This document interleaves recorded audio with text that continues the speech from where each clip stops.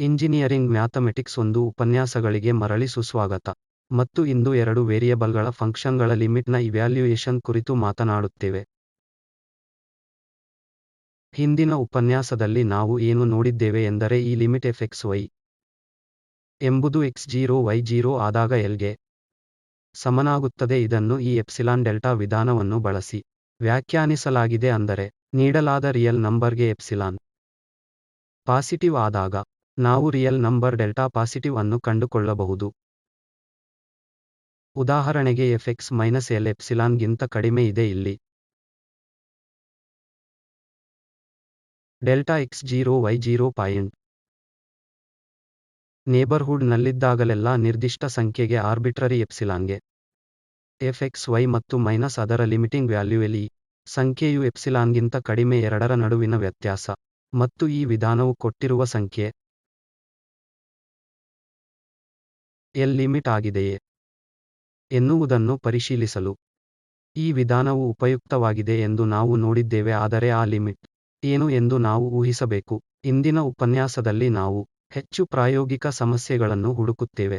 ಉದಾಹರಣೆಗೆ ಈ L ಸಂಖ್ಯೆಯನ್ನು ಹೇಗೆ ಪಡೆಯುವುದು ಮತ್ತು ಈ ಸಂಖ್ಯೆಯು L ಎಂದು ಪರಿಶೀಲಿಸಲು ಎಪ್ಸಿಲಾನ್ ಡೆಲ್ಟಾ ವಿಧಾನವನ್ನು ಬಳಸಬಹುದು.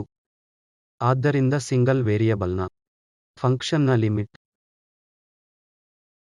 ಅನ್ನು ಮಾತನಾಡುವಾಗ ನಾವು ಇಲ್ಲಿ ನಿರ್ದಿಷ್ಟ ಪಾಯಿಂಟ್ ಅನ್ನು ಸಮೀಪಿಸಲು 2 ಮಾರ್ಗಗಳನ್ನು ಹೊಂದಿದ್ದೇವೆ. x ಆಕ್ಸಿಸ್ ಮೇಲೆ ಇಲ್ಲಿ x0. ಈ ಸಂದರ್ಭದಲ್ಲಿ ನಾವು ಬಲಭಾಗದಿಂದ ಈ ಪಾಯಿಂಟ್ಗೆ ತಲುಪಬಹುದು ಅಥವಾ ಎಡಭಾಗದಿಂದ ಈ ಪಾಯಿಂಟ್ಗೆ ತಲುಪಬಹುದು. ಸಿಂಗಲ್ ವೇರಿಯಬಲ್ನ ಫಂಕ್ಷನ್ಗಳ ಸಂದರ್ಭದಲ್ಲಿ x0.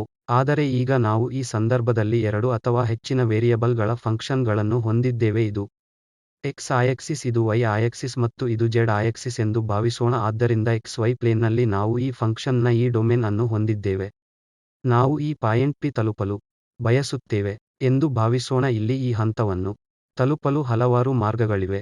ಈ ನಿರ್ದಿಷ್ಟ ಪಾಯಿಂಟ್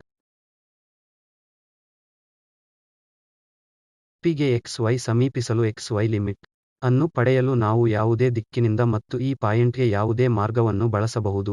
ಸಿಂಗಲ್ ವೇರಿಯೇಬಲ್ ಸಂದರ್ಭದಲ್ಲಿ ನಾವು ಕೇವಲ 2 ಮಾರ್ಗಗಳನ್ನು ಹೊಂದಿದ್ದೇವೆ. ಆದ್ದರಿಂದ ನಾವು ಬಲಭಾಗದಿಂದ ಲಿಮಿಟ್ ಅನ್ನು ಮತ್ತು ಎಡಭಾಗದಿಂದ ಲಿಮಿಟ್ ಅನ್ನು ಪರೀಕ್ಷಿಸಲು ಬಳಸುತ್ತಿದ್ದೆವು ಮತ್ತು ಅವು ಸಮವಾಗಿದ್ದರೆ ನಾವು ಲಿಮಿಟ್ ಅಸ್ತಿತ್ವದಲ್ಲಿದೆ ಮತ್ತು ಲಿಮಿಟ್ ಆ ವ್ಯಾಲ್ಯೂಕ್ಕೆ ಸಮ ಎಂದು ಹೇಳುತ್ತೇವೆ. ಅಥವಾ ಆ 2 ಲಿಮಿಟ್ಗಳು ವಿಭಿನ್ನವಾಗಿದ್ದರೆ ಲಿಮಿಟ್ ಅಸ್ತಿತ್ವದಲ್ಲಿಲ್ಲ ಎಂದು ನಾವು ಕರೆಯುತ್ತೇವೆ. ನಾವು ಒಂದು ನಿರ್ದಿಷ್ಟ ಪಾಯಿಂಟ್ ಅನ್ನು ಸಮೀಪಿಸಲು ಅನಂತವಾಗಿ ಹಲವು ಮಾರ್ಗಗಳನ್ನು ಹೊಂದಿದ್ದೇವೆ. ಆದ್ದರಿಂದ ಆ ಸಂದರ್ಭದಲ್ಲಿ ಕೆಲವು ನಿರ್ದಿಷ್ಟ ಮಾರ್ಗದಲ್ಲಿ ಲಿಮಿಟ್ ಅನ್ನು ಕಂಡುಹಿಡಿಯುವುದು ಮತ್ತು ಇದೇ ಆ ಲಿಮಿಟ್ ಎಂದು ಹೇಳುವುದು ಕಷ್ಟ. ಆದ್ದರಿಂದ ನಾನು ಇಲ್ಲಿ ರಿಮಾರ್ಕ್ ಮಾಡಿದ್ದೇನೆ, ಗಮನಿಸಿ. 2 ಡೈಮೆನ್ಷನಲ್ ಪ್ಲೇನ್ನಲ್ಲಿ ಈ xy ಎಂಬುದು x0 y0 ಪಾಯಿಂಟ್ ಆದಾಗ xy ಅನ್ನು ಈ ನಿರ್ದಿಷ್ಟ ಪಾಯಿಂಟ್ ಆದ x0 y0ಗೆ ಸೇರಿಸಲು ಸೀಮಿತ ಸಂಖ್ಯೆಯ ಮಾರ್ಗಗಳಿವೆ.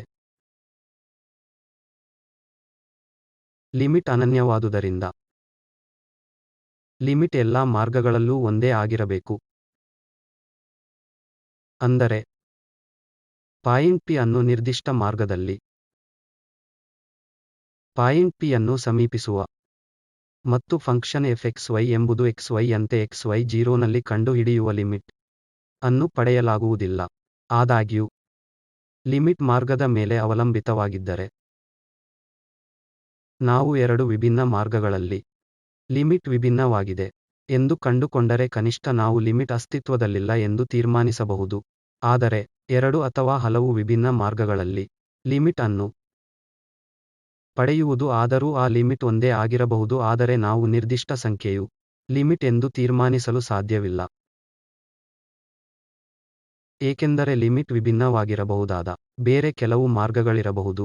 ಆದ್ದರಿಂದ ಕೆಲವು ನಿರ್ದಿಷ್ಟ ಮಾರ್ಗದಲ್ಲಿ ಲಿಮಿಟ್ ಸಾಧ್ಯವಿಲ್ಲ ಎಂದು ತೀರ್ಮಾನಿಸಲಾಗಿದೆ. ಆದರೆ ನಾವು 2 ವಿಭಿನ್ನ ಮಾರ್ಗಗಳನ್ನು ಕಂಡುಕೊಂಡರೆ ಮತ್ತು ಆ ಮಾರ್ಗಗಳಲ್ಲಿ ಲಿಮಿಟ್ ವಿಭಿನ್ನವಾಗಿದ್ದರೆ ನಾವು ಏನು ತೀರ್ಮಾನಿಸಬಹುದು, ನಂತರ ಲಿಮಿಟ್ ಅಸ್ತಿತ್ವದಲ್ಲಿಲ್ಲ ಎಂದು ನಾವು ಹೇಳಬಹುದು. ಆದ್ದರಿಂದ ಈಗ ನಾವು ಕೆಲವು ನಿರ್ದಿಷ್ಟ ಸಮ ಪಾಯಿಂಟ್ಗೆ xy ಸಮೀಪಿಸುತ್ತಿದ್ದಂತೆ fxy ನ ಫಂಕ್ಷನ್ನ ಲಿಮಿಟ್ ಅನ್ನು ಕಂಡುಕೊಳ್ಳುವ ಕೆಲವು ಸಾಧ್ಯತೆಗಳನ್ನು ನೋಡುತ್ತೇವೆ. ಈ ಉದಾಹರಣೆಯನ್ನು ಪರಿಗಣಿಸಿ. x² y over x4 plus y² ಮತ್ತು xy 0 0 ಆಗುತ್ತದೆ. y x ಮಾರ್ಗಕ್ಕೆ ಸಮ ಮತ್ತು ಎರಡನೆಯದು ನಾವು ಮತ್ತೆ ಅದೇ ಫಂಕ್ಷನ್ ಅನ್ನು ತೆಗೆದುಕೊಳ್ಳುತ್ತೇವೆ ಮತ್ತು ಈ ಮಾರ್ಗದಲ್ಲಿ xy 0 ಆಗುತ್ತದೆ. y x ಸ್ಕ್ವೇರ್ಗೆ ಸಮನಾಗಿರುತ್ತದೆ. ಆದ್ದರಿಂದ ನಾವು ಇಲ್ಲಿ ಈ ಆರಿಜಿನ್ ಅನ್ನು ಸಮೀಪಿಸಲು ಎರಡು ವಿಭಿನ್ನ ಮಾರ್ಗಗಳನ್ನು ಆಯ್ಕೆ ಮಾಡಿದ್ದೇವೆ. ಇಲ್ಲಿ ಲೈನ್ y ಎಂಬುದು x ಗೆ ಸಮವಾಗಿರುತ್ತದೆ. ಮತ್ತು ಎರಡನೆಯದು ನಾವು ಈ y ಅನ್ನು x ಸ್ಕ್ವೇರ್ಗೆ ಸಮನಾಗಿರುತ್ತದೆ ಎಂಬ ಮಾರ್ಗ ತೆಗೆದುಕೊಂಡಿದ್ದೇವೆ. ಹಾಗಾಗಿ ಇಲ್ಲಿ ಹೇಗೆ ನಾವು 0 ಪಾಯಿಂಟ್ ಅನ್ನು y x ಸ್ಕ್ವೇರ್ಗೆ ಸಮ ಅಥವಾ y x ಗೆ ಸಮ ಎಂಬ ಎರಡು ವಿಭಿನ್ನ ಮಾರ್ಗದಿಂದ ಸಮೀಪಿಸಿದಾಗ ಈ ಫಂಕ್ಷನ್ನ ಲಿಮಿಟ್ ಏನಾಗಿರುತ್ತದೆ?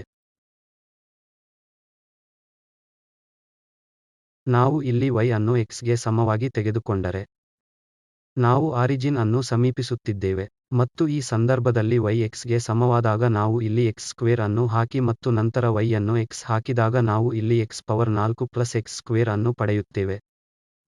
ಮತ್ತು ಈಗ ನಾವು x ಅನ್ನು 0ಕ್ಕೆ ಹೋಗುವಂತೆ ಕಾಣಬಹುದು ಏಕೆಂದರೆ ಈ ಮಾರ್ಗದಲ್ಲಿ ನಾವು ಈ y ಅನ್ನು x ಗೆ ಸಮ ಎಂದು ನಿರ್ಬಂಧಿಸಿದ್ದೇವೆ. ಹಾಗಾಗಿ ನಾವು ಇಲ್ಲಿ y ಅನ್ನು x ಆಗಿ ಬದಲಿಸಿದ್ದೇವೆ. ಆದ್ದರಿಂದ ಈಗ ನಾವು x ಅನ್ನು 0ಕ್ಕೆ ತೆಗೆದುಕೊಳ್ಳಬಹುದು. ಈ ಲಿಮಿಟ್ಗೆ ಏನಾಗುತ್ತದೆ? ಲಿಮಿಟ್ x 0ಕ್ಕೆ ಹೋಗುತ್ತದೆ ಮತ್ತು ಈ x ಸ್ಕ್ವೇರ್ ಅನ್ನು ನಾವು ರದ್ದುಗೊಳಿಸಬಹುದು. ಆದ್ದರಿಂದ ನೀವು ಇನ್ನೂ x over x square plus 1 ಅನ್ನು ಹೊಂದಿದ್ದೀರಿ ಮತ್ತು ನಂತರ ಈ ಲಿಮಿಟ್ 0ಕ್ಕೆ ಹೋಗುತ್ತದೆ. ಆದ್ದರಿಂದ ಈ ಮಾರ್ಗದಲ್ಲಿ y ಈ ನೇರ ರೇಖೆಯ ಉದ್ದಕ್ಕೂ x ಗೆ ಸಮನಾಗಿರುತ್ತದೆ. ಇದು ಆರಿಜಿನ್ಕ್ಕೆ ಸಮೀಪಿಸುತ್ತಿದೆ.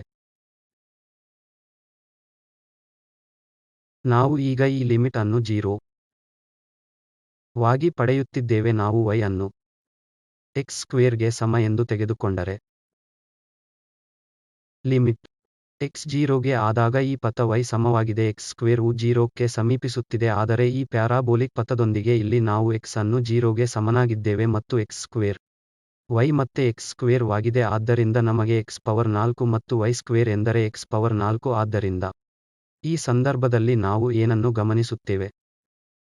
ಇಲ್ಲಿ x ಪವರ್ 4 ಮತ್ತು ನಂತರ ನೀವು ಇಲ್ಲಿ 2x ಪವರ್ 4 ಹೊಂದಿದ್ದೀರಿ. ಆದ್ದರಿಂದ ಈ ಲಿಮಿಟ್ ಕೇವಲ ಅರ್ಧದಷ್ಟಿರುತ್ತದೆ. ಹಾಗಾಗಿ ಈ ಮಾರ್ಗದಲ್ಲಿ ನಾವು ಲಿಮಿಟ್ ಅನ್ನು ಅರ್ಧ ಪಡೆಯುತ್ತಿದ್ದೇವೆ. ನೇರ ರೇಖೆಯಲ್ಲಿ y x ಗೆ ಸಮನಾಗಿರುತ್ತದೆ. ಲಿಮಿಟ್ 0 ವಾಗಿರುತ್ತದೆ. y x ಸ್ಕ್ವೇರ್ಗೆ ಸಮನಾಗಿರುವ ಮಾರ್ಗದಲ್ಲಿ ಲಿಮಿಟ್ ಅರ್ಧ. ಆದ್ದರಿಂದ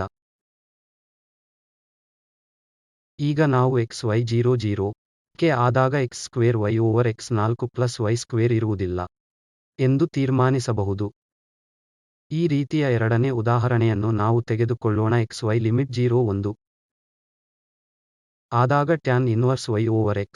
ಆದ್ದರಿಂದ ಈ ಸಂದರ್ಭದಲ್ಲಿ ನಾವು ಮತ್ತೆ ಈ xy ಪ್ಲೇನ್ ಅನ್ನು ತೆಗೆದುಕೊಳ್ಳೋಣ ಮತ್ತು ನಾವು 0 ಪಾಯಿಂಟ್ಗೆ ಸಮೀಪಿಸುತ್ತಿದ್ದೇವೆ. ಆದ್ದರಿಂದ x0 y1 ಇಲ್ಲಿ ಎಲ್ಲೋ ಇದೆ. ಆದ್ದರಿಂದ ನಾವು ಮತ್ತೆ ಎರಡು ಮಾರ್ಗಗಳನ್ನು ತೆಗೆದುಕೊಳ್ಳುತ್ತೇವೆ.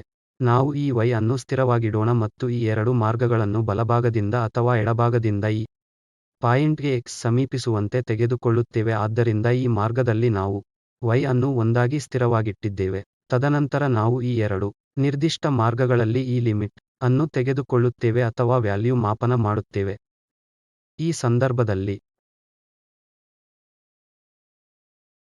ನಾವು y ಅನ್ನು 1ಕ್ಕೆ ಸಮ ಎಂದು ಸ್ಥಿರವಾಗಿರಿಸಿದರೆ ಮತ್ತು ಈ ಎರಡು ದಿಕ್ಕುಗಳಿಂದ 0ಕ್ಕೆ x ಅನ್ನು ಸಮೀಪಿಸಿದರೆ ಅಂದರೆ ಅದು ಎಡಭಾಗದಿಂದ ಹೋದರೆ x 0ಕ್ಕೆ ಹೋಗುತ್ತದೆ. ಆದ್ದರಿಂದ ಟ್ಯಾನ್ ಇನ್ವರ್ಸ್ 1 ಓವರ್ x. ಆದ್ದರಿಂದ ನೀವು ಗಮನಿಸಿ x ನೆಗೆಟಿವ್ ಆದಾಗ ಈ ಎಲ್ಲಾ ನಂಬರ್ಗಳು ಎಲ್ಲಿ 1 ಓವರ್ x ಎಂಬುದು ಮೈನಸ್ ಇನ್ಫಿನಿಟಿಗೆ ಹೋಗುತ್ತದೆ. ಹಾಗಾಗಿ ಟ್ಯಾನ್ ಇನ್ವರ್ಸ್ ಮೈನಸ್ ಇನ್ಫಿನಿಟಿಯು ಮೈನಸ್ ಪೈ ಬೈ 2 ಎಂದಾಗುತ್ತದೆ. ಅಂತೆಯೇ ನಾವು ಈ ಪಾಯಿಂಟ್ ಅನ್ನು ಈ 0 ಯ ಬಲಭಾಗದಿಂದ ಸಮೀಪಿಸಿದರೆ 1 ಪಾಯಿಂಟ್ ನಂತರ ಈ ಸಂದರ್ಭದಲ್ಲಿ ಇದು ಇನ್ಫಿನಿಟಿ ಮತ್ತು ಟ್ಯಾನ್ ಇನ್ವರ್ಸ್ ಇನ್ಫಿನಿಟಿ ಆಗುತ್ತದೆ. ಆದ್ದರಿಂದ ನಾವು ಲಿಮಿಟ್ ಅನ್ನು ಪೈ ಬೈ 2 ಎಂದು ಪಡೆಯುತ್ತೇವೆ. ಆದ್ದರಿಂದ ಮತ್ತೊಮ್ಮೆ ಈ ಉದಾಹರಣೆಯಲ್ಲಿ ನಾವು ಎರಡು ವಿಭಿನ್ನ ಮಾರ್ಗಗಳಲ್ಲಿ ನೋಡಿದ್ದೇವೆ. ನಾವು ಎರಡು ವಿಭಿನ್ನ ಲಿಮಿಟ್ಗಳನ್ನು ಹೊಂದಿದ್ದೇವೆ. ಆದ್ದರಿಂದ ಇಲ್ಲಿ ನೀಡಲಾದ ಲಿಮಿಟ್ ಅನ್ನು ಮತ್ತೊಮ್ಮೆ ಇಲ್ಲಿ ತೀರ್ಮಾನಿಸಬಹುದು. xy 0 1ಕ್ಕೆ ಹೋಗುತ್ತದೆ ಏಕೆಂದರೆ ಈ ಲಿಮಿಟ್ ಮಾರ್ಗವನ್ನು ಅವಲಂಬಿಸಿರುತ್ತದೆ. ನಾವು ಈ ಮುಂದಿನ ಉದಾಹರಣೆಯನ್ನು ತೆಗೆದುಕೊಂಡರೆ xy over x square plus y square ಮತ್ತು xy ಈ ಸಂದರ್ಭದಲ್ಲಿ 0 ಆಗುತ್ತದೆ. ನಾವು ಆರಿಜಿನ್ ಅನ್ನು ಸಮೀಪಿಸುತ್ತಿದ್ದೇವೆ ಮತ್ತು ಕಾರ್ಯವು xy over x square plus y square ಆಗಿದೆ. ಆದ್ದರಿಂದ ನಾವು ಸಾಮಾನ್ಯ ಮಾರ್ಗವನ್ನು ತೆಗೆದುಕೊಳ್ಳುತ್ತೇವೆ y ಎಂಬುದು mx ಗೆ ಸಮವಾಗಿರುತ್ತದೆ ಅಂದರೆ ಇಲ್ಲಿ y ಎಂಬುದು mx ಸಮನಾಗಿದೆ ಪ್ಲಸ್ m ವೇರಿ ಆಗಿರುತ್ತದೆ ಆದ್ದರಿಂದ ನಾವು ಈ ಪಾಯಿಂಟ್ಗೆ ಸಮೀಪಿಸುತ್ತಿದ್ದೇವೆ. ವಿಭಿನ್ನ ನೇರ ರೇಖೆಗಳ ಉದ್ದಕ್ಕೂ ಈ ಸರಳ ರೇಖೆಗಳ ಸ್ಲೋಪ್ ವಿಭಿನ್ನವಾಗಿರುತ್ತದೆ. ಆದ್ದರಿಂದ m ಯಾವುದೇ ವ್ಯಾಲ್ಯೂ ತೆಗೆದುಕೊಳ್ಳಬಹುದು ಮತ್ತು ನಂತರ ನಾವು ಈ ನೇರ ರೇಖೆಗಳ ಉದ್ದಕ್ಕೂ 0 ಪಾಯಿಂಟ್ ಅನ್ನು ತಲುಪುತ್ತಿದ್ದೇವೆ.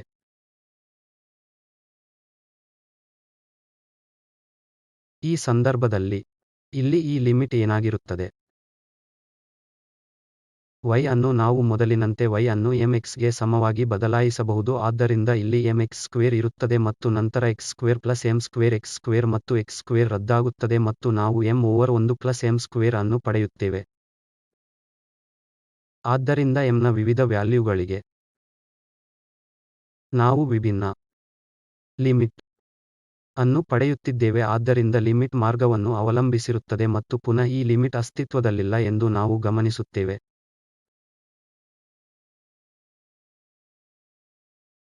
ಅಂತಹ ಲಿಮಿಟ್ ಅನ್ನು ಲೆಕ್ಕಾಚಾರ ಮಾಡಲು ಪರ್ಯಾಯ ಮಾರ್ಗವು ವಿಭಿನ್ನ ಕೋಆರ್ಡಿನೇಟ್ ಸಿಸ್ಟಮ್ ಅನ್ನು ಬಳಸುತ್ತಿರಬಹುದು ಮತ್ತು ಕಾರ್ಟಿಸಿಯನ್ನಿಂದ ಪೋಲಾರ್ ಕೋಆರ್ಡಿನೇಟ್ಗಳಿಗೆ ಕೋಆರ್ಡಿನೇಟ್ ಸಿಸ್ಟಮ್ ಬದಲಾವಣೆಯನ್ನು ನಾವು ಬಳಸಬಹುದು. ಈ ಸಂದರ್ಭದಲ್ಲಿ x ಎಂಬುದು r cos ಥೀಟಾಕ್ಕೆ ಸಮವಾದ ರೂಪಾಂತರವನ್ನು ನಾವು ತಿಳಿದಿದ್ದೇವೆ ಮತ್ತು y r sin ಥೀಟಾಕ್ಕೆ ಸಮವಾಗಿರುತ್ತದೆ ಆದ್ದರಿಂದ ಈ ಸಂದರ್ಭದಲ್ಲಿ ನಾವು ಈಗ ವಿಭಿನ್ನ ಕೋಆರ್ಡಿನೇಟ್ ಸಿಸ್ಟಮ್ನಲ್ಲಿ ಕೆಲಸ ಮಾಡುತ್ತಿದ್ದೇವೆ ಮತ್ತು ಪೋಲಾರ್ ಕೋಆರ್ಡಿನೇಟ್ನಲ್ಲಿ ಆದ್ದರಿಂದ ಈ ಲಿಮಿಟ್ ಇಲ್ಲಿ 0ಕ್ಕೆ ಹೋಗುತ್ತದೆ xy over x square y square ಎಂಬುದನ್ನು sin ಥೀಟಾ cos ಥೀಟಾ ಎಂದು ನೀಡಲಾಗುತ್ತದೆ ಏಕೆಂದರೆ ನಾವು ಇಲ್ಲಿ x ಅನ್ನು r cos ಥೀಟಾ ಮತ್ತು y ಅನ್ನು r sin ಥೀಟಾ ಎಂದು ಬದಲಿಸುತ್ತೇವೆ. ತದನಂತರ x square plus y square ಎಂಬುದು r ಸ್ಕ್ವೇರ್ ಆಗುತ್ತದೆ ಮತ್ತು ಈ ಲಿಮಿಟ್ನಲ್ಲಿ xy 0ಗೆ ಹೋಗುತ್ತದೆ ಎಂಬುದು ಲಿಮಿಟ್ ಆಗುತ್ತದೆ ಇಲ್ಲಿ r 0ಗೆ ಹೋಗುತ್ತದೆ ಏಕೆಂದರೆ ಪೋಲಾರ್ ಕೋಆರ್ಡಿನೇಟ್ನಲ್ಲಿ ಈಗ r ಇದೆ ಮತ್ತು ಇದು ಥೀಟಾ ಮತ್ತು ಇದು r. ಥೀಟಾದಿಂದ ಮುಕ್ತವಾಗಿ ನಾವು r ಅನ್ನು 0ಕ್ಕೆ ಸಮೀಪಿಸಿದರೆ ನಾವು ಈ ಆರಿಜಿನ್ ಕ್ಕೆ ಇನ್ಫೈನೈಟ್ ಅನ್ನು ಸಮೀಪಿಸುತ್ತೇವೆ. ಇಲ್ಲಿ ಈ ಲಿಮಿಟ್ xy 0 ಆಗುತ್ತದೆ ಇದು r ಎಂಬುದು 0ಕ್ಕೆ ಹೋಗುತ್ತದೆ ಮತ್ತು r cos theta r sin theta over r square ಈ ಲಿಮಿಟ್ಗೆ ಸಮವಾಗಿರುತ್ತದೆ ಮತ್ತು ಈ r ಅನ್ನು ರದ್ದುಗೊಳಿಸಲಾಗುತ್ತದೆ ಆದ್ದರಿಂದ ನಾವು ಈ cos ಥೀಟಾ ಮತ್ತು sin ಥೀಟಾ ಅನ್ನು ಪಡೆಯುತ್ತೇವೆ.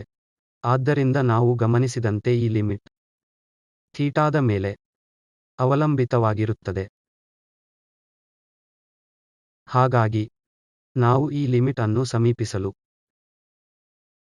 ಬೇರೆ ಬೇರೆ ದೃಷ್ಟಿಕೋನವನ್ನು ಆರಿಸಿದರೆ ಅಥವಾ ಈ ಪಾಯಿಂಟ್ಗೆ ಈ ಇಲ್ಲಿ ಆರಿಜಿನ್ ನಂತರ ವ್ಯಾಲ್ಯೂ ವಿಭಿನ್ನವಾಗಿರುತ್ತದೆ ಆದ್ದರಿಂದ ಲಿಮಿಟ್ ಥೀಟಾ ಕೋನದ ಅವಲಂಬಿತವಾಗಿರುತ್ತದೆ ಅಥವಾ ಅದು ನಾವು ಹೇಳಬಹುದಾದ ಮಾರ್ಗವನ್ನು ಅವಲಂಬಿಸಿರುತ್ತದೆ ಮತ್ತು ಆದ್ದರಿಂದ ಇದು ಅಸ್ತಿತ್ವದಲ್ಲಿಲ್ಲ ಆದರೆ ಇಂದಿನ ಉಪನ್ಯಾಸದಲ್ಲಿ ನಾವು ಏನನ್ನು ಅರಿತುಕೊಳ್ಳುತ್ತೇವೆ ಇದು ಅನೇಕರಲ್ಲಿ ಕೋಆರ್ಡಿನೇಟ್ ಸಿಸ್ಟಮ್ನ ಬದಲಾವಣೆ ಪ್ರಕರಣಗಳು ತುಂಬಾ ಸಹಾಯಕವಾಗಿವೆ. ಉದಾಹರಣೆಗೆ ನಾವು ಈ ಸಮಸ್ಯೆಯನ್ನು x square y over x square plus y square ಅನ್ನು ಪರಿಗಣಿಸುತ್ತೇವೆ ಮತ್ತು ನಾವು ಕೋಆರ್ಡಿನೇಟ್ ಸಿಸ್ಟಮ್ ಅನ್ನು ಪೋಲಾರ್ ಗೆ ಬದಲಾಯಿಸಿದರೆ ನಂತರ ಮೊದಲಿನಂತೆ ಪರ್ಯಾಯವಾಗಿ ಇದನ್ನು ಹೀಗೆ ಬರೆಯಬಹುದು ಲಿಮಿಟ್ xy 0ಗೆ ಹೋಗುತ್ತದೆ x square y over x square y square ಇದು ಆದ್ದರಿಂದ ಲಿಮಿಟ್ ಮತ್ತೊಮ್ಮೆ r 0ಗೆ ಹೋಗುತ್ತದೆ ಮತ್ತು x ಸ್ಕ್ವೇರ್ ಅನ್ನು r square cos square theta y ಅನ್ನು r sin ಥೀಟಾ ಮತ್ತು ನಾವು ಇಲ್ಲಿ x ಸ್ಕ್ವೇರ್ ಅನ್ನು ಹೊಂದಿದ್ದೇವೆ ಮತ್ತೆ r square cos square theta plus r square sin square theta ಇದು r ಸ್ಕ್ವೇರ್ ಆಗುತ್ತದೆ ಆದ್ದರಿಂದ ನಾವು ಲಿಮಿಟ್ ಅನ್ನು r 0ಕ್ಕೆ ಹೋಗುತ್ತದೆ ಎಂದು ಕಾಣುತ್ತೇವೆ. ಆದ್ದರಿಂದ ಇದು r ಸ್ಕ್ವೇರ್ ಅನ್ನು ರದ್ದುಗೊಳಿಸಲಾಗುತ್ತದೆ ಮತ್ತು ನಂತರ ನಾವು cos ಸ್ಕ್ವೇರ್ ಥೀಟಾ ಮತ್ತು sin ಥೀಟಾವನ್ನು ಹೊಂದಿದ್ದೇವೆ ಮತ್ತು ಈಗಾಗಲೇ ರದ್ದುಗೊಂಡಿರುವ y r ಸ್ಕ್ವೇರ್ ಅನ್ನು ಭಾಗಿಸಿ ಆದ್ದರಿಂದ r ಸ್ಕ್ವೇರ್ ಮತ್ತು ಇಲ್ಲಿ r ಸ್ಕ್ವೇರ್ ಆದ್ದರಿಂದ ಇವುಗಳು ರದ್ದುಗೊಳ್ಳುತ್ತವೆ ಮತ್ತು r 0ಕ್ಕೆ ಹೋಗುತ್ತದೆ ಆದ್ದರಿಂದ ಥೀಟಾ ಮುಕ್ತವಾಗಿ ನಾವು ಇಲ್ಲಿ ಥೀಟಾವನ್ನು ಸ್ಥಿರವಾಗಿರಿಸುತ್ತಿಲ್ಲ ಏಕೆಂದರೆ ಥೀಟಾದ ವ್ಯಾಲ್ಯೂ ಏನೇ ಇದ್ದರೂ ನಾವು ಇಲ್ಲಿ ಸೀಮಿತ ಸಂಖ್ಯೆಯನ್ನು ಹೊಂದಿದ್ದೇವೆ ಮತ್ತು ನಂತರ r 0ಕ್ಕೆ ಹೋಗುತ್ತದೆ ಮತ್ತು ಇದು 0 ವಾಗುತ್ತದೆ. ಈ ಸಂದರ್ಭದಲ್ಲಿ ಇಲ್ಲಿ ಈ ಲಿಮಿಟ್ 0 ವಾಗಿರುತ್ತದೆ. ಆದ್ದರಿಂದ ಕೋಆರ್ಡಿನೇಟ್ ಸಿಸ್ಟಮ್ಗೆ ಬದಲಾಯಿಸುವ ಆರಿಜಿನ್ ಕ ವ್ಯಾಲ್ಯೂ ಮಾಪನವು ಸುಲಭವಾಗಿದೆ ಮತ್ತು ಲಿಮಿಟ್ 0 ಎಂದು ನಾವು ಈಗ ತೀರ್ಮಾನಿಸಬಹುದು.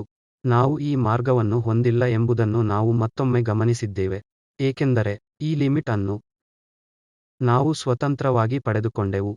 ಆದ್ದರಿಂದ ಥೀಟಾದ ವ್ಯಾಲ್ಯೂ ಸ್ಥಿರವಾಗಿಡದೆ ನಾವು ಈ 0ಕ್ಕೆ ಸಮೀಪಿಸಿದ್ದೇವೆ, ಹಾಗಾಗಿ ಈ ಲಿಮಿಟ್ ನಿರ್ದಿಷ್ಟ ಮಾರ್ಗದಲ್ಲಿಲ್ಲ. ಇದು ಮಾರ್ಗದಿಂದ ಸ್ವತಂತ್ರವಾಗಿದೆ. ಹಾಗಾಗಿ ನಾನು ಹೇಳಿದ್ದನ್ನು ಕೋಆರ್ಡಿನೇಟ್ ಸಿಸ್ಟಮ್ ಅನ್ನು ಬದಲಾಯಿಸುವುದು ತುಂಬಾ ಸಹಾಯಕವಾಗಿದೆ. ಉದಾಹರಣೆಗೆ ನಾವು ಈ ನಿರ್ದಿಷ್ಟ ಸಂದರ್ಭದಲ್ಲಿ ನೋಡಿದ್ದೇವೆ. ಈ ಪಾಯಿಂಟ್ಗೆ ಸಮಿಸುವಾಗ y ಎಂಬುದು mx ಲೈನ್ಗೆ ಸಮವಾಗಿರುತ್ತದೆ ಎಂದು ಮತ್ತೆ ಸಂಶಯಕ್ಕೆ ಒಳಗಾಗಬಹುದು. 0 ವಾಗಿ ಲಿಮಿಟ್ ಅನ್ನು ನೀಡುತ್ತದೆ, ಆದರೆ ಇಲ್ಲಿ ನಾವು ಮಾರ್ಗವನ್ನು ನಿಗದಿಪಡಿಸಿದ್ದೇವೆ. ಆದ್ದರಿಂದ y m ಗೆ ಸಮವಾಗಿರುತ್ತದೆ. x ಇವು 0 ಪಾಯಿಂಟ್ಗೆ ಸಮೀಪಿಸುತ್ತಿರುವ ಸರಳ ರೇಖೆಗಳಾಗಿವೆ. y ಅನ್ನು mx ಗೆ ಸಮವಾಗಿ ಮಾಡುವುದರಿಂದ ಮತ್ತು ಈ x ಅನ್ನು 0ಕ್ಕೆ ಹೋಗಲು ಬಿಡುವುದರಿಂದ ಕೊಟ್ಟಿರುವ ಸಂಖ್ಯೆ ಅಥವಾ ಕೊಟ್ಟಿರುವ ಲಿಮಿಟ್ ಫಂಕ್ಷನ್ನ ಲಿಮಿಟ್ ಆಗಿದೆ ಎಂದು ನಾವು ತೀರ್ಮಾನಿಸಲು ಸಾಧ್ಯವಿಲ್ಲ. ಆದರೆ ಈ ಸಂದರ್ಭದಲ್ಲಿ ಕೋಆರ್ಡಿನೇಟ್ ಸಿಸ್ಟಮ್ ಅನ್ನು ಬದಲಾಯಿಸುವ ಮೂಲಕ ಈಗ ನಾವು ಬೇರೆ ಕೋಆರ್ಡಿನೇಟ್ ಸಿಸ್ಟಮ್ಗೆ ಸಮನಾದ ಕೋಆರ್ಡಿನೇಟ್ ಸಿಸ್ಟಮ್ ಅನ್ನು ಹೊಂದಿದ್ದೇವೆ, ಅಲ್ಲಿ ನಾವು ಏನನ್ನೂ ಸರಿಪಡಿಸಿಲ್ಲ. ಹಾಗಾಗಿ ಇಲ್ಲಿ ಅದು ಥೀಟಾದಿಂದ ಮುಕ್ತವಾಗಿದ್ದರೆ ನಾವು ಕೆಲವು ಸಂಖ್ಯೆಯನ್ನು ಸಮೀಪಿಸುತ್ತಿದ್ದೇವೆ. ಆಗ ನಾವು ಇದನ್ನು ಇನ್ನೂ ಕೆಲವು ಉದಾಹರಣೆಯಲ್ಲಿ ಅನ್ವೇಷಿಸುವ ಲಿಮಿಟ್ಯಾಗಿದೆ. ಆದ್ದರಿಂದ ಥೀಟಾದ ಮೇಲೆ ಯಾವುದೇ ಅವಲಂಬನೆ ಇಲ್ಲ. ಆದ್ದರಿಂದ ಈ ಸಂದರ್ಭದಲ್ಲಿ ಲಿಮಿಟ್ ಅಸ್ತಿತ್ವದಲ್ಲಿದೆ ಮತ್ತು ಲಿಮಿಟ್ 0ಕ್ಕೆ ಸಮವಾಗಿರುತ್ತದೆ. ಆದ್ದರಿಂದ ಇಲ್ಲಿ sine inverse x plus 2y ಮತ್ತು 3x ಪ್ಲಸ್ 6y. ಆದ್ದರಿಂದ ಇದು ಕೋಆರ್ಡಿನೇಟ್ ಸಿಸ್ಟಮ್ಗೆ ಬದಲಾಗದ ಮತ್ತೊಂದು ವಿಧಾನವಾಗಿದೆ. ಈ x ಪ್ಲಸ್ 2y ಮತ್ತು ಇಲ್ಲಿ ಟ್ಯಾನ್ ವಾದವನ್ನು ಮತ್ತೆ 3 ಬಾರಿ x ಪ್ಲಸ್ 2y ಅನ್ನು ವಿಲೋಮಗೊಳಿಸುತ್ತದೆ ಎಂಬುದನ್ನು ನಾವು ಇಲ್ಲಿ ಗಮನಿಸಬಹುದು. ಆದ್ದರಿಂದ ನಾವು ಅದೇ ಸಂಖ್ಯೆ x ಪ್ಲಸ್ 2y ಅನ್ನು ಹೊಂದಿದ್ದೇವೆ ಮತ್ತು ಇಲ್ಲಿ ಕೂಡ 3 ಬಾರಿ x ಪ್ಲಸ್ 2y ಅನ್ನು ಹೊಂದಿದ್ದೇವೆ. ಆದ್ದರಿಂದ ನಾವು x ಪ್ಲಸ್ 2y ಅನ್ನು ಹೊಸ ಪ್ಯಾರಾಮೀಟರ್ ಆಗಿ ಹೊಸ ವೇರಿಯೇಬಲ್ t ಆಗಿ ಬದಲಿಸಿದರೆ ನಾವು ಈ ಲಿಮಿಟ್ ಅನ್ನು ಲಿಮಿಟ್ ಸೈನ್ ಇನ್ವರ್ಸ್ ಆಗಿ ಪರಿವರ್ತಿಸಬಹುದು. ಆದ್ದರಿಂದ ಇದನ್ನು t ಎಂದು ಬದಲಿಸಲಾಗಿದೆ ಮತ್ತು ನಂತರ ಟ್ಯಾನ್ ಇನ್ವರ್ಸ್ 3 ಬಾರಿ t ಮತ್ತು ಲಿಮಿಟ್ t 0ಕ್ಕೆ ತಲುಪುತ್ತದೆ. ಆದ್ದರಿಂದ ಮಾರ್ಗವನ್ನು ಸ್ಥಿರವಾಗಿಡದೆ ಇದು ಇನ್ನೊಂದು ಅನುಕೂಲಕರ ಮಾರ್ಗವಾಗಿದೆ. ಹಾಗಾಗಿ ನಾವು ಮತ್ತೆ ಮಾರ್ಗವನ್ನು ಸ್ಥಿರವಾಗಿರಿಸುತ್ತಿಲ್ಲ, ಆದರೆ ನಾವು ಈ ಸಂಬಂಧವನ್ನು x ಪ್ಲಸ್ ಅನ್ನು y ಗೆ ಬದಲಿಯಾಗಿ ಕಾಣುತ್ತೇವೆ ಈ ಫಂಕ್ಷನ್ನಲ್ಲಿ ಎಲ್ಲೆಡೆ. ಆದ್ದರಿಂದ ಇಲ್ಲಿ x ಪ್ಲಸ್ 2y ಮತ್ತು ಮತ್ತೆ ಅದೇ ಫಂಕ್ಷನ್ ಅನ್ನು ಹೊಂದಿದೆ, ಆದರೆ 3 ಬಾರಿ x ಪ್ಲಸ್ 2y ಅನ್ನು ನಾವು t ನಿಂದ ಬದಲಾಯಿಸಿದ್ದೇವೆ. ಹಾಗಾಗಿ ಅದು 3 ಬಾರಿ t ಆಗುತ್ತದೆ ಮತ್ತು ಈಗ ನಾವು ಸಮಸ್ಯೆಯನ್ನು ಸಿಂಗಲ್ ವೇರಿಯಬಲ್ ಲಿಮಿಟ್ಗಳ ಸಮಸ್ಯೆಗೆ ಬದಲಾಯಿಸಿದ್ದೇವೆ. ಇದು ನಾವು ಕಂಪ್ಯೂಟ್ ಮಾಡಬಹುದಾಗಿದೆ. ಆದ್ದರಿಂದ ಈ ಸಂದರ್ಭದಲ್ಲಿ ಅದು 0/0 ಯಂತಿರುತ್ತದೆ. ಆದ್ದರಿಂದ ನಾವು ಎಲ್ ಆಸ್ಪತ್ರೆಯ ನಿಯಮವನ್ನು ಅನ್ವಯಿಸಿ ಇದು 1 over square root 1 minus T square ಎಂದು ಹೇಳುತ್ತದೆ ಮತ್ತು ನಂತರ ಇಲ್ಲಿ ಇದು 3 ಮತ್ತು 1 ಪ್ಲಸ್ 9 ಟಿ ಸ್ಕ್ವೇರ್ ಆಗಿರುತ್ತದೆ ಮತ್ತು ನಂತರ ಲಿಮಿಟ್ t 0ಕ್ಕೆ ಹೋಗುತ್ತದೆ. ಈ ಸಂದರ್ಭದಲ್ಲಿ t 0ಕ್ಕೆ ಹೋಗುತ್ತದೆ, ಅದು ಒಂದಾಗಿರುತ್ತದೆ ಮತ್ತು ನಂತರ ನಾವು 3 ಇಲ್ಲಿ 3/3. ಆದ್ದರಿಂದ ಈ ಲಿಮಿಟ್ 1/3 ಇರುತ್ತದೆ. ಆದ್ದರಿಂದ ಮತ್ತೊಮ್ಮೆ ಇದು ಇನ್ನೊಂದು ವಿಧಾನವಾಗಿದ್ದು ಅದು ಕೆಲವು ಸಂದರ್ಭಗಳಲ್ಲಿ ಸಹಾಯಕವಾಗಬಹುದು, ಯಾವಾಗ ನಾವು 2 ವೇರಿಯಬಲ್ ಫಂಕ್ಷನ್ಗಳ ಅನ್ನು ಒಂದು ವೇರಿಯಬಲ್ಗೆ ಬದಲಾಯಿಸಬಹುದು. ಆದ್ದರಿಂದ ಈಗ ಲಿಮಿಟ್ಗಳೊಂದಿಗೆ ಕೆಲಸ ಮಾಡುವ ಕುರಿತು ಕೆಲವು. ಆದ್ದರಿಂದ ನಮಗೆ ಇರುವುದು, ಒಂದು ವೇಳೆ fxy ಎಂಬುದು ಲಿಮಿಟ್ L1 ಗೆ ಹೋದರೆ ಮತ್ತು xy ಎಂಬುದು x0 ಗೆ ಹೋದರೆ L2 ಈ 2 ಲಿಮಿಟ್ಗಳನ್ನು ನೀಡಲಾಗಿದೆ. ನಂತರ ನಾವು ಇದನ್ನು k ಬಾರಿ ಲೆಕ್ಕ ಹಾಕಬಹುದು. fxy ಎಂಬುದು k ಬಾರಿ ಆಗುತ್ತದೆ xy ನ ಲಿಮಿಟ್ನಲ್ಲಿ. xy ಎಂಬುದು x0 y0ಕ್ಕೆ ಹೋಗುತ್ತದೆ. ಆದ್ದರಿಂದ ಈ k ಒಂದು ಸ್ಥಿರವಾಗಿದೆ, ಈ ಲಿಮಿಟ್ k ಪಟ್ಟು L1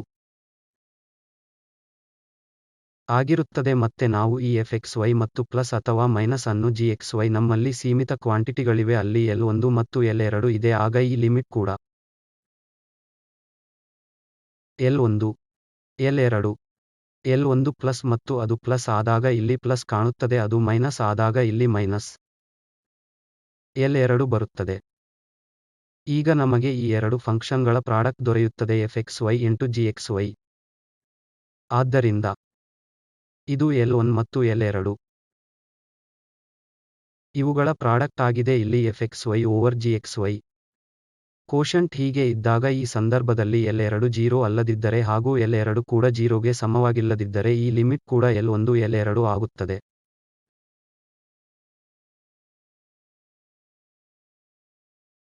ಈ ಕೆಲಸದ ನಿಯಮಗಳ ಕೆಲವು ಸಾಮಾನ್ಯೀಕರಣಗಳು.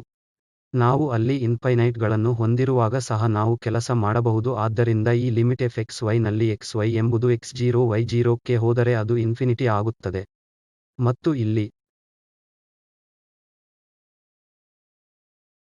Eg ನಲ್ಲಿ xy ಎಂಬುದು x0 y0 ಕ್ಕೆ ಹೋದರೆ ಅದು ಕೂಡ ಇನ್ಫಿನಿಟಿ ಆಗುತ್ತದೆ. ಈ fxy ಹಾಗೂ gxy ಎರಡು ಫಂಕ್ಷನ್ಗಳ ಪ್ರಾಡಕ್ಟ್ ನ ಈ ಲಿಮಿಟ್ ಅನ್ನು xy ಎಂಬುದು x0 y0 ಆದಾಗ ಇನ್ಫಿನಿಟಿ ಆಗುತ್ತದೆ ಮತ್ತು ಇಲ್ಲಿ ನಾವು ಪ್ಲಸ್ ಇನ್ಫಿನಿಟಿ ಅನ್ನು ಹೊಂದಿದ್ದೇವೆ, ಆದ್ದರಿಂದ ಈ ಲಿಮಿಟ್ ಸಹ ಪ್ಲಸ್ ಇನ್ಫಿನಿಟಿ ಆಗಿರುತ್ತದೆ. ನಾವು ಎರಡು ಫಂಕ್ಷನ್ಗಳನ್ನು ಸಹ ಕೂಡಬಹುದು ಮತ್ತು ಲಿಮಿಟ್ xy ಅನ್ನು x0 y0 ಎಂದು ತೆಗೆದುಕೊಳ್ಳಬಹುದು ಮತ್ತು ಇದು ಇನ್ಫಿನಿಟಿ ಪ್ಲಸ್ ಇನ್ಫಿನಿಟಿ ಆಗಿರುತ್ತದೆ, ಅದು ನಮಗೆ ಮತ್ತೆ ಇನ್ಫಿನಿಟಿ ಆಗುತ್ತದೆ ಎಂದು ತಿಳಿದಿದೆ. ಇಲ್ಲಿ ನಾವು ಲಿಮಿಟ್ ಪ್ಲಸ್ ಇನ್ಫಿನಿಟಿ ಅನ್ನು ಹೊಂದಿದ್ದೇವೆ ಮತ್ತು xy ಎಂಬುದು x0 y0 ಆದಾಗ gx ಎಂಬುದು ಮೈನಸ್ ಇನ್ಫಿನಿಟಿ ಸಮೀಪಿಸುತ್ತದೆ. ಆದ್ದರಿಂದ ಈ ಸಂದರ್ಭದಲ್ಲಿ ಒಂದು ಮೈನಸ್ ಇನ್ಫಿನಿಟಿ ಇನ್ನೊಂದು ಪ್ಲಸ್ ಇನ್ಫಿನಿಟಿ ಆಗಿರುವುದರಿಂದ ಇದರ ಪ್ರಾಡಕ್ಟ್ ಮೈನಸ್ ಚಿಹ್ನೆಯೊಂದಿಗೆ ಮತ್ತೆ ಇನ್ಫಿನಿಟಿ ಆಗಿರುತ್ತದೆ, ಏಕೆಂದರೆ ಇಲ್ಲಿ ಒಂದು ನೆಗೆಟಿವ್ ಆಗಿರುತ್ತದೆ ಒಂದು ಪ್ಲಸ್, ಆದ್ದರಿಂದ ಪ್ಲಸ್ ಇಂಟು ಮೈನಸ್ ಇದು ಮೈನಸ್ 1 ಮತ್ತು ನಂತರ ನೀವು ಇನ್ಫಿನಿಟಿಯನ್ನು ಹೊಂದಿದ್ದೀರಿ, ಆದ್ದರಿಂದ ಇದು ಇನ್ಫಿನಿಟಿಗೆ ಸಮೀಪಿಸುತ್ತದೆ. ನಮ್ಮಲ್ಲಿ fxy ಇದ್ದರೆ ಅದು ಇನ್ಫಿನಿಟಿಗೆ ಹೋಗುತ್ತದೆ ಮತ್ತು gxy ಕೆಲವು ಸೀಮಿತ ರಿಯಲ್ ನಂಬರ್ಗೆ ಸಮೀಪಿಸುತ್ತಿದೆ. ಈ ಸಂದರ್ಭದಲ್ಲಿ ನಾವು ಅಂತಹ ಲಿಮಿಟ್ಗಳನ್ನು fxy ಪ್ಲಸ್ ಅಥವಾ ಮೈನಸ್ gxy ಅನ್ನು ಇವ್ಯಾಲ್ಯೂಯೇಟ್ ಮಾಡಬಹುದು, ಏಕೆಂದರೆ ಇದು ಈಗಾಗಲೇ ಇನ್ಫಿನಿಟಿ ಆಗಿದೆ ಮತ್ತು ನಂತರ ಇಲ್ಲಿ gxy L ಗೆ ಸಮನಾಗಿರುತ್ತದೆ. ಇದು ಒಂದು ಪರಿಮಿತ ಸಂಖ್ಯೆಯಾಗಿರುವವರೆಗೆ ಇಲ್ಲಿ ಈ ಸಂಖ್ಯೆ ಯಾವುದು ಎಂಬುದು ಮುಖ್ಯವಲ್ಲ. ನಂತರ ನಾವು ಇನ್ಫಿನಿಟಿಯನ್ನು ಹೊಂದಿದ್ದರೆ ಈ ಲಿಮಿಟ್ ಕೇವಲ ಇನ್ಫಿನಿಟಿ ಸೆಕೆಂಡ್ ಆಗಿರುತ್ತದೆ ಮತ್ತು ನಂತರ ಈ ಲಿಮಿಟ್ L ಈ ಸಂದರ್ಭದಲ್ಲಿ ಧನಾತ್ಮಕವಾಗಿರುತ್ತದೆ. ನಾವು ಉತ್ಪನ್ನದ ನಿಯಮಕ್ಕೆ ಹೋಗಬಹುದು, ಆದ್ದರಿಂದ ಲಿಮಿಟ್ xy 0 fxy ಮತ್ತು gxy ಗೆ ಹೋಗುತ್ತದೆ ಮತ್ತು ಈ ಉತ್ಪನ್ನವು ಸಮವಾಗಿರುತ್ತದೆ ಏಕೆಂದರೆ ಈ L ಧನಾತ್ಮಕವಾಗಿರುತ್ತದೆ, ಆದ್ದರಿಂದ ಚಿಹ್ನೆಯು ಬದಲಾಗುವುದಿಲ್ಲ ಮತ್ತು ಅದು ಪ್ಲಸ್ ಅನಂತವಾಗಿರುತ್ತದೆ. ಮುಂದೆ ಇಲ್ಲಿ ನಾವು fxy ಅನ್ನು ಇನ್ಫಿನಿಟಿ ಸಮೀಪಿಸುತ್ತಿದ್ದೇವೆ ಮತ್ತು ಈ gxy L ಗೆ ಸಮೀಪಿಸುತ್ತಿದೆ, ಅದು ನೆಗೆಟಿವ್ ಸಂಖ್ಯೆ.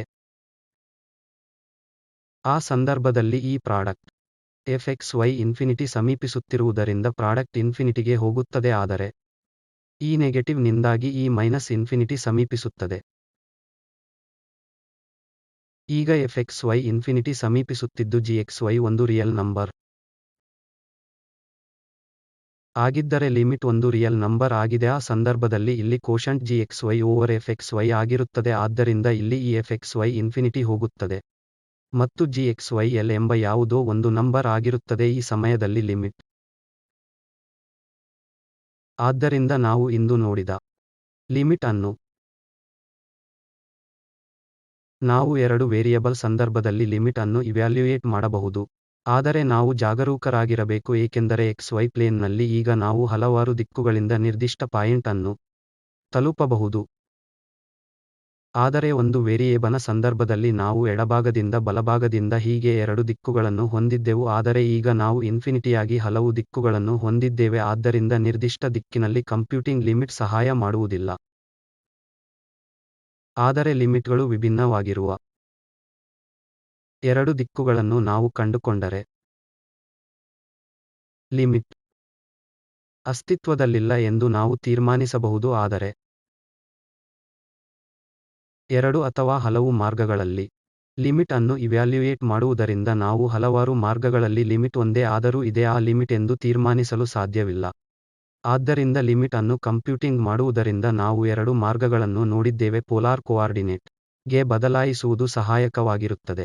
ಆ ಸಂದರ್ಭದಲ್ಲಿ r 0 ಕ್ಕೆ ಸಮೀಪಿಸಿದರೆ, ಉದಾಹರಣೆಗೆ ಪ್ರಶ್ನೆಯಲ್ಲಿನ ಲಿಮಿಟ್ ಆರಿಜಿನ್ ಸಮೀಪಿಸುತ್ತಿದ್ದರೆ r ಥೀಟಾದಿಂದ ಮುಕ್ತವಾಗಿ 0ಗೆ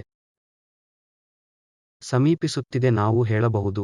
ಆದ್ದರಿಂದ ನಾವು ಯಾವುದೇ ಸಂಖ್ಯೆಯನ್ನು ಪಡೆದುಕೊಂಡರೂ ಅದು ಮಾರ್ಗವನ್ನು ಅವಲಂಬಿಸಿಲ್ಲ ಮತ್ತು ಅದು ಇನ್ನೊಂದು ಮಾರ್ಗಕ್ಕೆ ಲಿಮಿಟ್ ಆಗಿರುತ್ತದೆ. ಹಲವಾರು ಸಂದರ್ಭಗಳಲ್ಲಿ ಒಂದು ನಂಬರ್ ಅನ್ನು